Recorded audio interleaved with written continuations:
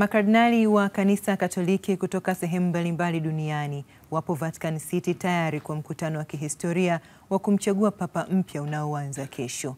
Kufuatia kifo cha Papa Francis Aprili 21 mwaka huu, makardinali 133 kesho wanaanza mkutano wao wa faragha unaofanyika katika kanisa la Sistine Chapel, ambako watachagua kiongozi mpya wa Kanisa Katoliki duniani ambalo lina waumini wapatao bilioni 1.4 duniani kote.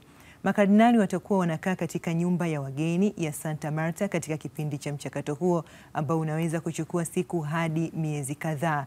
Ikiwa sehemu ya maandalizi ya shughuli hiyo ambayo inatakiwa kufanyika kwa usiri, wafanyakazi kada mbalimbali wa Vatican kama wafanya usafi, wapishi, wafanyakazi wa ujenzi na wengineo wamekula kiapo cha kutunza siri.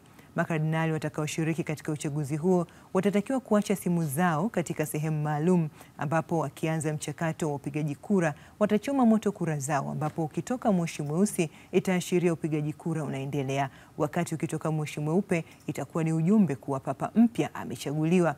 Wakati huo huo, kardinali wa Kenya John Njue mwenye umri wa miaka 79 hatashiriki katika mchakato huo kutokana na sababu za kiafya, kwa mujibu wa taarifa ya askofu mkuu wa jimbo kuu la Nairobi Philip Anyolo. Na Masi, ni yapi ambayo huzingatiwa katika kumchagua Papa mpya? Tunayamulika hapa kwa muhtasari tuweze kuyatazama yale ya msingi ambayo huwa yanazingatiwa katika kumchagua Papa mpya. Tunafahamu makardinali hao zaidi ya 130 kukutana Vatican kwa ajili ya kumchagua Papa mpya hapo kesho.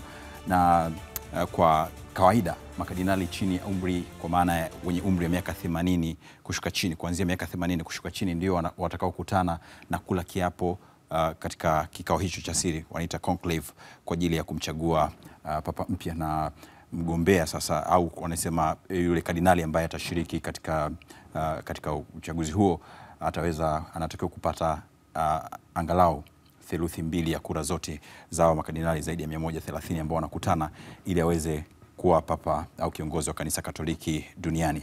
Na jambo lingine, baada ya kura za siri au za hizo kura ambazo zinapigwa,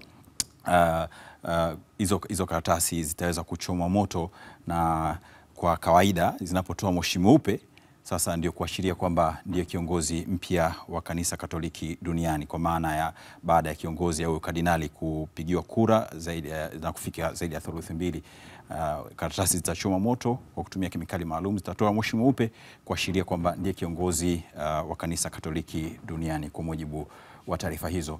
Na kwa kawaida sasa mshindi anapopatikana au katika hao makardinali, atakayekuwa kiongozi wa Kanisa Katoliki duniani kupitia upigaji kura ataulizwa ikiwa ameridhia, na atasema accepto. Hiyo ni kwa lugha ya huko, na kwa maana hiyo ni kukiri kwamba ameridhia kuwa kiongozi wa Kanisa Katoliki duniani. Na Papa mpya baadaye sasa ataweza kutangazwa ili ulimwengu sasa uweze kufahamu kwamba huyu ndiye kiongozi wa Kanisa Katoliki duniani, ama Papa. Na tunaye Papa ndio neno ambalo hutumika kuweza kumtangaza kiongozi huyo. Na baadaye sasa kiongozi huyo atatoa baraka kwa waamini wa Kanisa Katoliki duniani, kwa maana ya kuashiria kwamba ndiye kiongozi wa Kanisa Katoliki duniani huko Vatican, katika kibaraza maalum ambacho Papa hutoa baraka kwa waamini.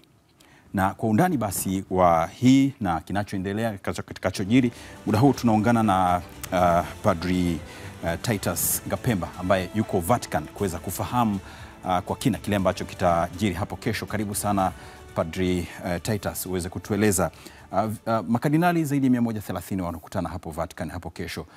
Unaweza kutueleza mchakato wenyewe unavyotaraji kujiri, mbali na taarifa ambazo pia nimeweza kuzieleza hapo awali? Asante ndugu mtangazaji. Kiujumla mchakato uliofanyika tulielezewa baada ya kifo chake, ratiba ilitoka, utakuwa na novena siku 9. Alafu baada ya novena walikuwa na vikao vyao wenyewe, mpaka nimesoma sasa kuna kikao cha 12 kimefanyika, General Assembly. Kwa hiyo wanaongea vitu mbalimbali. Moja kitu ambacho nilikuwa najaribu kufuatilia kwenye Vatican News, walikuwa wanasema pia kuangalia sifa za Papa.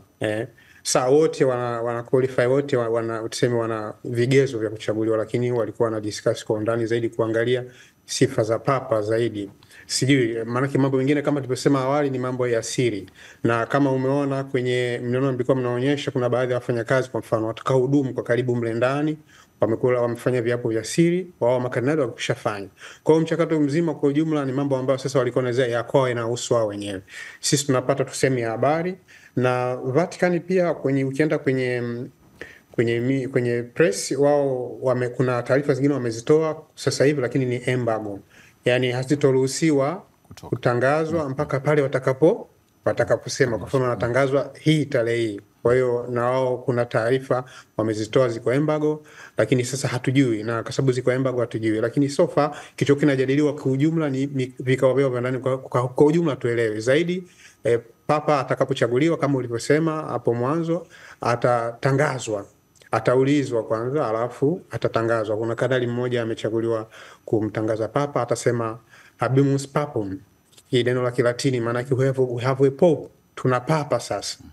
Alafu baadaye ndo atatokezea yeye, atatanguliwa na msalaba, alafu yeye atawasalimia watu, ataongea kidogo, ataomba watu wamuombee, lakini pia ataombea watu afu atabariki watu. Kwa hiyo hiyo ni utamaduni ambao uko wa kawaida. Pemba, unaweza kutueleza mchakato wenyewe unaweza ukachukua muda gani? Mtu anaweza kujiuliza swali kama hilo, ni kesho hiyo katika mkutano huo au linaweza likachukua muda gani hadi Papa anapatikana?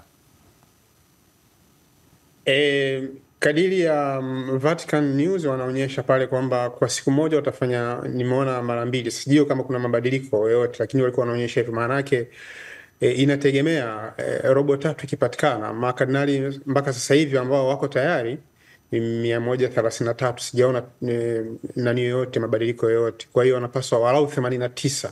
Wakipatikana hao robo tatu, maana yake kura manake zitachomwa zile kura pamoja na chemical fulani kutoka ule moshi mweupe, manake wamepata. Ikiwa chini ya hapo, chini ya robo tatu, manake haijafika, manake haitopatikana. Sasa ni ngumu kujua, kwa sababu historia kanisa inaonyesha pia kuna kipindi walishakaa muda mrefu sana.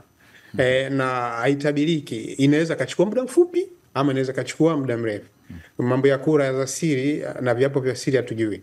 Hakuna mtu ambaye anaweza kusema kwa mara moja, lakini wengine wanasema inaweza kachukua siku 2, inaweza kachukua siku 1, inaweza kachukua wiki, lakini nafikiri hata hao watataka wamejiandaa vizuri kiroho, wamejiandaa vizuri kupitia, kwa sababu pia tulikuwa tunaona historia za makardinali wote, kila moja profile zao zote zimekuwa wanazo, na walikuwa wanaonyesha pia kwenye media huku profile ya kila mmoja. Kwa hiyo wameshazipitia kipindi hiki cha mikutano, wamepitiana kila mmoja kumjua mwenzake kinaga ubaga.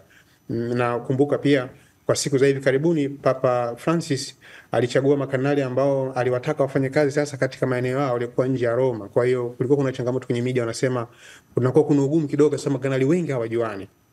Mtu amechaguliwa anabaki katika nchi yake, anabaki katika Vatican. Kwa hiyo sio kama miaka ya nyuma walikuwa wanatembeleana na kufanya namna hii, na vikao havikuwa vingi. Kwa hiyo wengine wanasema kutakuwa kuna ugumu kwa sababu hawajuani, lakini hii tumeona profile zao zimeshatolewa, wameweza kujisoma wenyewe na kipindi hiki. Basi na kwa njia ya Roho Mtakatifu, kwa njia ya sala, nafikiri wanaweza akapatikana Papa kwa wakati unaofaa, kwa maana sijui muda mrefu au muda mfupi, nasema kwa wakati unaofaa.